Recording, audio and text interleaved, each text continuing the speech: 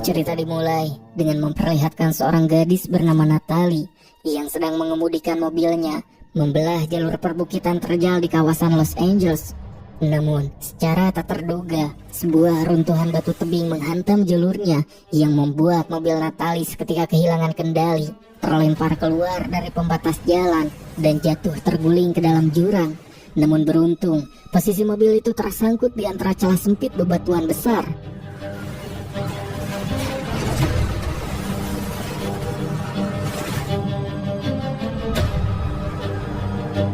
Menerima laporan darurat mengenai kecelakaan tersebut, tim penyelamat udara dari pemadam kebakaran Los Angeles segera bergerak menuju titik koordinat menggunakan helikopter evakuasi. Dan disinilah kita diperkenalkan dengan Ray, seorang kapten pilot penyelamat yang memiliki jam terbang dan pengalaman yang sangat tinggi. Dari kokpit helikopter, Ray mengamati posisi manifest mobil korban yang menggantung berbahaya dan bisa jatuh kapan saja akibat pergeseran tanah. Melihat situasi ekstrim seperti itu, salah satu kru, kita panggil saja Mi-un, akhirnya menawarkan diri untuk terjun menjemput Natalie, hingga Ray dan seluruh kru pun langsung menyetujuinya.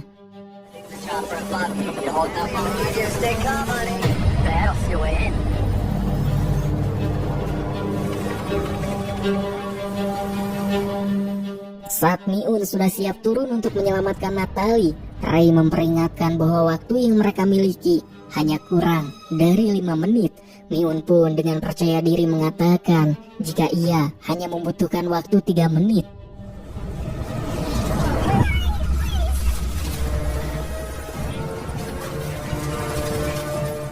Namun, fluktuasi angin lembah yang tak stabil membuat si Mi-un justru ikut terjebak dan terhimpit di celah tebing. Melihat situasi kritis ini, Ray mengambil keputusan taktis untuk menyerahkan kemudi helikopter kepada kopilotnya, dan ia sendiri akan turun melakukan rappelling menerobos celah sempit tebing. Mengandalkan kalkulasi teknis dan kecepatan gerak, Ray berhasil memotong sabuk pengaman, merenggut tubuh Natalie, dan mengevakuasinya bersama sang rekan. Tepat beberapa detik sebelum mobil tersebut jatuh meledak ke dasar jurang.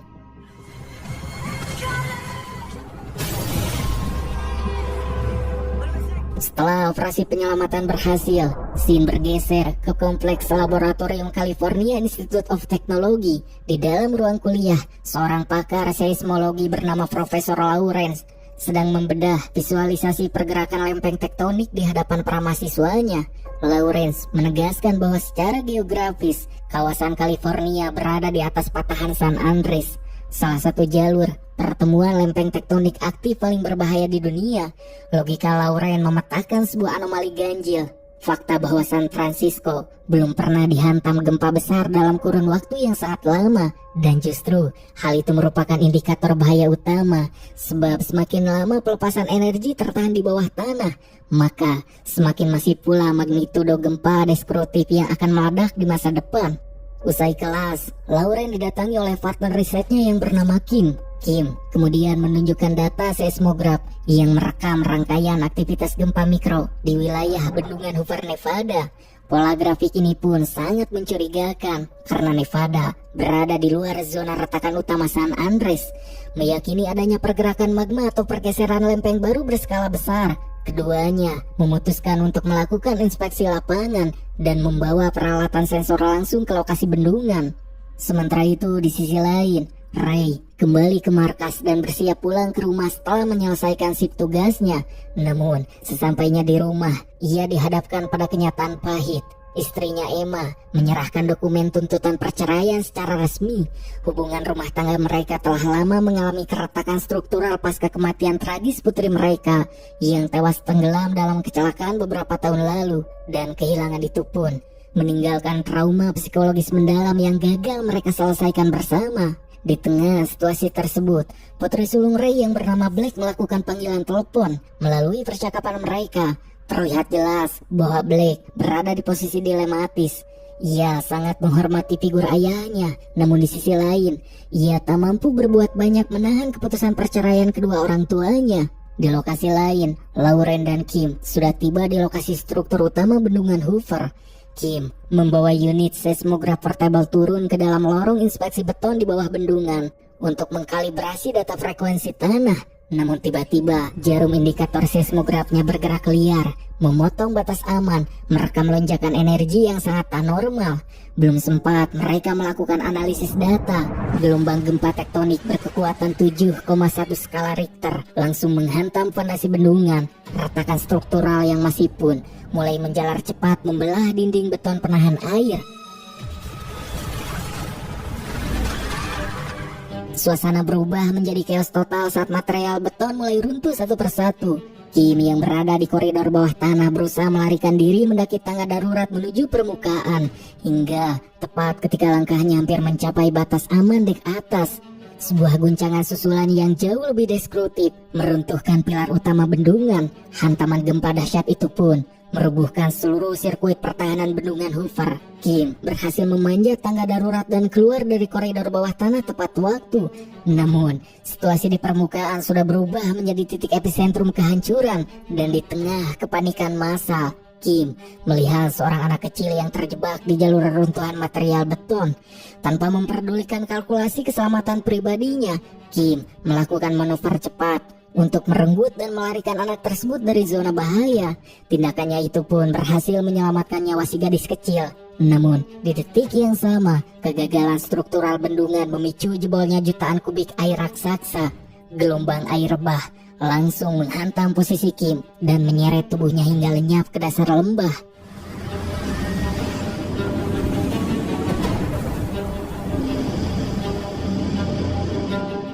Kabar mengenai hancurnya bendungan Hoover segera masuk ke sistem radio markas pemadam kebakaran. Ray diperintahkan membatalkan cutinya untuk kembali memimpin unit helikopter evakuasi, di mana sebelum lepas landas, Ray mendatangi kediaman Emma terlebih dahulu untuk menjemput Black. Setibanya di sana, Ray dihadapkan pada fakta baru bahwa Emma telah menjalin hubungan komitmen dengan seorang developer kaya bernama Daniel, dan mereka berencana untuk menikah setelah proses perceraian selesai. Di sini, Ray gagal menyembunyikan kekecewaan emosionalnya yang memicu friksi kecil di antara mereka sebelum akhirnya ia pamit kembali ke hanggar. Call me when you get there. I will. Sementara itu, Daniel mengajak Black terbang menuju San Francisco untuk mengamankan diri di gedung kantor miliknya. Akan tetapi karena ia harus menghadiri rapat koordinasi pembangunan, Daniel pun meninggalkan Black di ruang tunggu korporat. Di sana, Black berinteraksi dengan pria bernama Ben, seorang insinyur muda asal Inggris yang sedang mengantri wawancara kerja bersama adiknya yang masih remaja bernama Ollie. Sifat Ollie yang sangat suka yeping pun dengan cepat mencairkan kecanggungan yang membuat Black perlahan merasa nyaman berada di dekat mereka. Mr. Tanner? Sit still and you talk before. Ollie! It's exactly Ben. Di laboratorium Caltex, Profesor Lauren sedang berada di tengah siaran langsung wawancara bersama dua jurnalis televisi. Lauren memberikan analisis taktis bahwa anomali gempa Nevada mengindikasikan adanya pergerakan energi masif yang sedang merayap sepanjang jalur patahan San Andreas. Di tengah argumennya, dua asisten riset Lauren tiba-tiba berlari masuk membawa lembar cetak data seismograf terbaru. Bukannya menurun, grafik tekanan lempeng di bawah tanah justru mengalami lonjakan eksponensial yang sebenarnya juga gempa Nevada sebelumnya hanyalah getaran awal. Lauren pun segera menarik kesimpulan ilmiah bahwa gempa megatrust bertekanan di atas 9 skala Richter akan menghantam daratan utama dalam hitungan menit, di mana ia pun segera mendesak produser TV untuk segera menghentikan siaran dan memancarkan sinyal darurat ke seluruh wilayah. Chunk of land is what if it was a precursor movement? Yes, that's exactly what I'm saying. Everybody. Namun, sebelum protokol evakuasi sempat disebarkan, gelombang seismik utama menghantam patahan Los Angeles secara brutal. Struktur tanah bergeser hebat, merubuhkan barisan gedung pencakar langit, dan membelah aspal jalanan kota menjadi lautan puing. Dari kokpit helikopter penyelamatannya, Ray menyaksikan kehancuran massal ini secara langsung. Ia mengunci koordinat gedung tempat Emma sedang berada dan memacu mesin helikopternya menerobos kepulan debu reruntuhan. Di San Francisco, dampak rambatan gempa meruntuhkan struktur basement gedung tempat mobil Daniel dan Black berada. Mereka sempat mencoba keluar menggunakan mobil, namun sebuah guncangan susulan meruntuhkan atap beton tempat parkir tersebut. Daniel berhasil keluar dari kabin tepat waktu. Namun, kaki Blake kegencet kursi depan yang tertimpa oleh bongkahan beton besar yang mengunci posisinya di dalam mobil yang mulai ringsek. Dan disinilah karakter pengecut Daniel terlihat. Alih-alih melakukan tindakan penyelamatan, ia panik dan memilih lari meninggalkan Blake sendirian di dalam kegelapan basement untuk menyelamatkan nyawanya sendiri. I'll be right back. Daniel, don't! Please don't leave.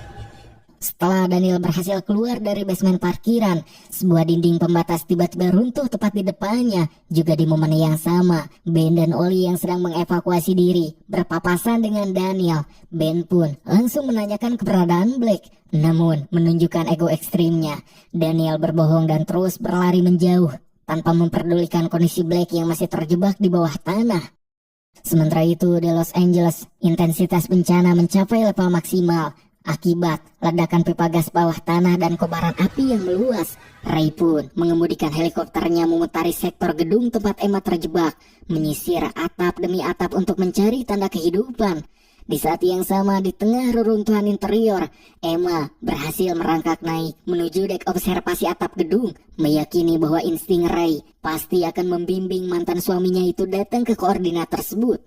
Hingga dari atas dek, Emma menyaksikan visualisasi mengerikan kota Los Angeles yang runtuh total ke dalam tanah.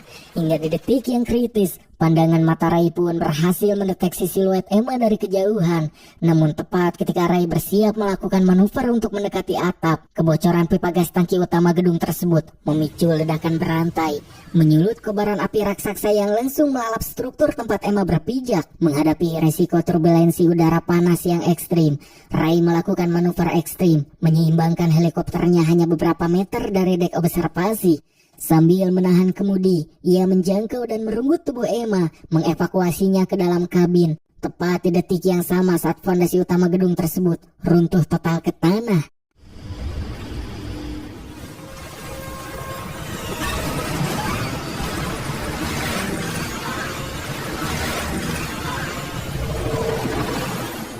Sementara itu di San Francisco, posisi Blake semakin terancam di dalam mobil yang ringsek. Akan tetapi, mengabaikan instruksi Daniel yang melarikan diri, Ben dan Oli memilih bergerak turun kembali ke dalam basement untuk menemukan Blake yang sudah hampir hilang harapan. Menggunakan besi dongkrak sebagai pengungkit, Ben bersama Oli pun mengerahkan tenaganya untuk mengangkat bongkahan beton struktural yang menjepit kaki Blake. Hingga akhirnya, mereka pun berhasil membebaskannya.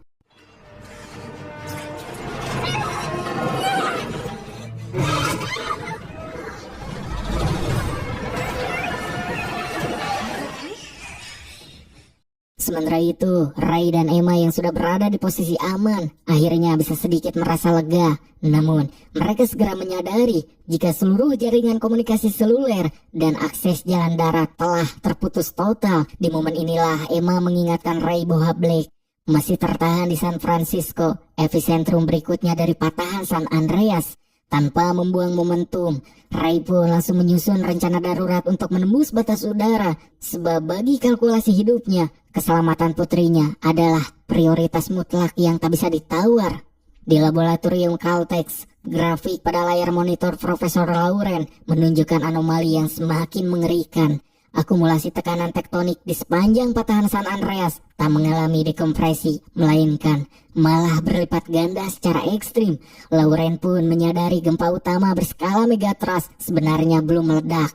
Ia pun segera mengintervensi frekuensi darurat pemerintah dan media untuk memancarkan instruksi evakuasi total bagi seluruh warga San Francisco. Namun, kalkulasi waktu ilmiahnya kalah cepat dengan pergerakan lempeng, sebab gelombang seismik destruktif berikutnya langsung menghantam San Francisco, membelah aspal jalan menjadi jurang-jurang tektonik dan meruntuhkan barisan gedung pencakar langit. Dan di tengah chaos tersebut, Blake bergerak mencari toko elektronik yang hancur, mengambil sebuah radio komunikasi darurat dan mencoba memancar pada frekuensi pemadam kebakaran. Aksinya itu pun terbukti berhasil sebab di dalam kokpit, Ray menangkap sinyal audio dari putrinya. Mereka saling bertukar koordinat geografis dan Ray langsung mengunci posisi Blake, juga menegaskan bahwa ia bersama Emma sedang bergerak menuju titik tersebut apapun resikonya. He's asking me, Mom. He what? Do you remember where we spent Mallory's birthday weekend? We'll explain later, okay, honey? I love you. Ah, you reached Daniel. Please leave me. Kini, karena jalur darat Los Angeles sampai San Francisco sudah tak bisa dilalui akibat retakan tanah, Ray akhirnya membajak sebuah pesawat ringan bermesin tunggal di sebuah bandara lokal.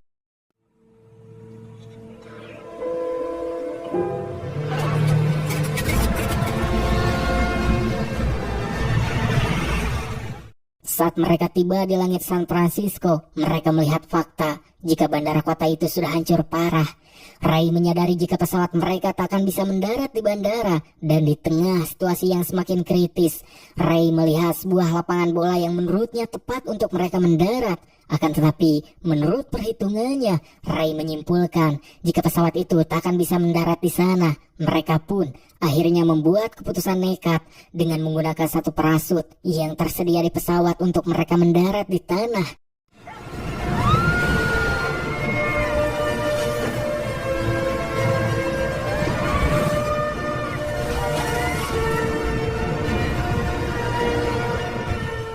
Di pusat kota San Francisco, Blake, Ben, dan Ollie sedang bergerak menuju tempat evakuasi. Namun, langkah mereka terhenti oleh gempa susulan yang sangat dahsyat.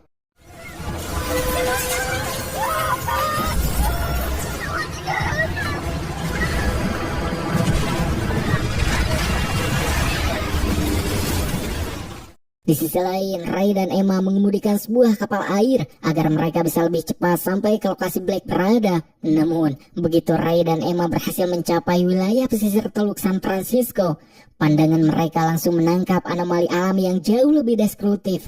Gelombang gempa masif di dasar laut baru saja memicu mega tsunami. Air laut di teluk mendadak surut ratusan meter sebelum akhirnya membalikan dinding gelombang air raksasa setinggi puluhan lantai gedung yang bergerak cepat menggilas pelabuhan. Masa air masif tersebut pun menyeret kapal-kapal kargo raksasa masuk dan menghantam barisan gedung pencakar langit kota. Juga tepat di saat yang sama, koordinat posisi Blake, Ben, dan Ollie berada tepat di dalam jalur penetrasi utama dinding air tsunami tersebut.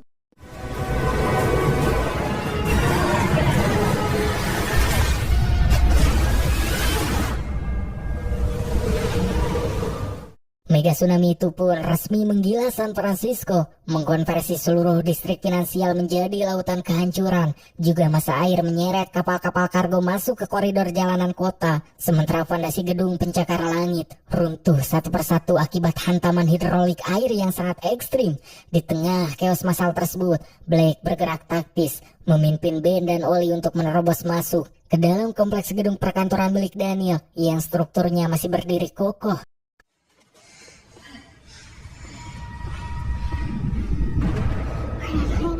Mereka pun berhasil mengamankan diri di lantai atas. Namun, ancaman belum mereda sebab debit air bah terus merayap naik menembus tiap lantai. Sementara di luar jendela, gelombang susulan terus mengikis integritas struktural bangunan.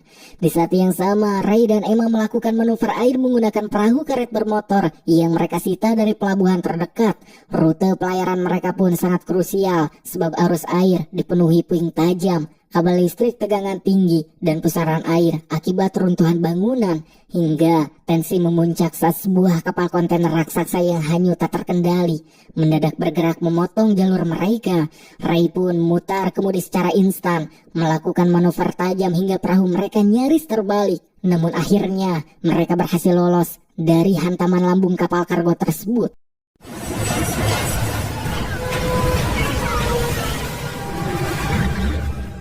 Di dalam gedung, Blake terus menjaga fokus mental Ollie yang mulai diserang shock psikologis. Di tengah tekanan maut yang konstan, koordinasi taktis antara Blake dan Ben justru membuat hubungan mereka terkunci semakin solid. There are a few thousand.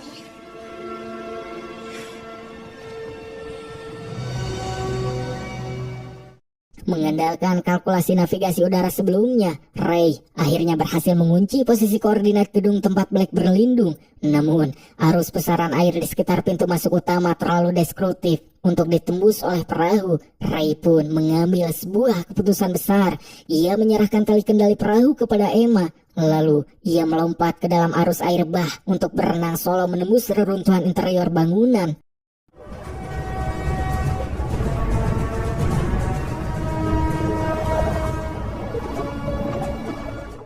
Hingga setelah menyisir koridor lantai yang sudah tergenang air total, Ray akhirnya berhasil mendeteksi siluet Blake dan pertemuan emosional tersebut pun terjadi di tengah kepungan air.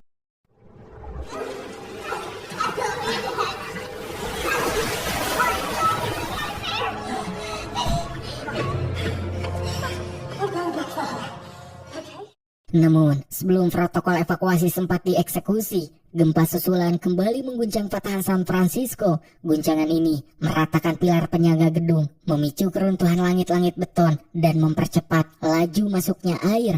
Hingga di tengah manuver menyelamatkan diri, sebuah arus balik menyeret tubuh Blake ke dalam jebakan ruang bawah tanah yang terendam air total. Ray langsung melakukan manuver selam taktis tanpa alat bantuan oksigen. Ia menerobos celah besi yang ringsek, merenggut tubuh Blake yang sudah tak sadarkan diri, dan menyeretnya naik ke permukaan dek perahu Emma.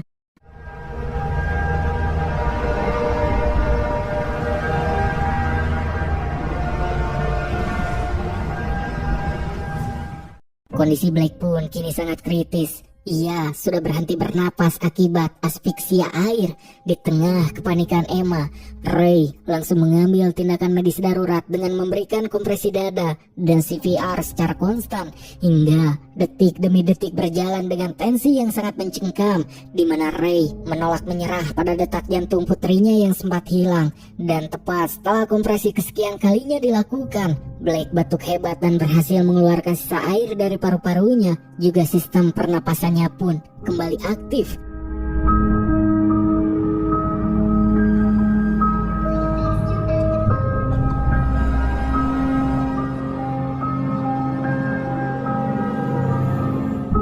Singkatnya, Ray, Emma, Blake, Ben, dan juga Ollie sudah berada di titik zona evakuasi militer di perbukitan Marin County yang aman dari jangkauan tsunami.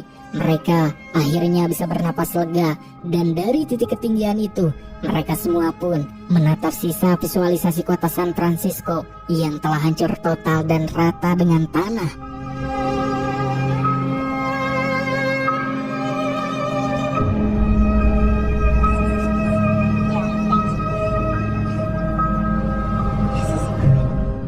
Namun di tengah kepungan puing peradaban tersebut, Ray menyadari satu parameter penting selama sirkulasi inti, yaitu keluarganya berhasil diselamatkan dan kembali berkumpul utuh.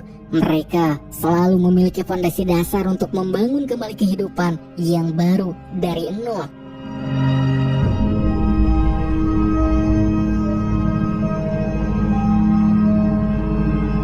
Tamat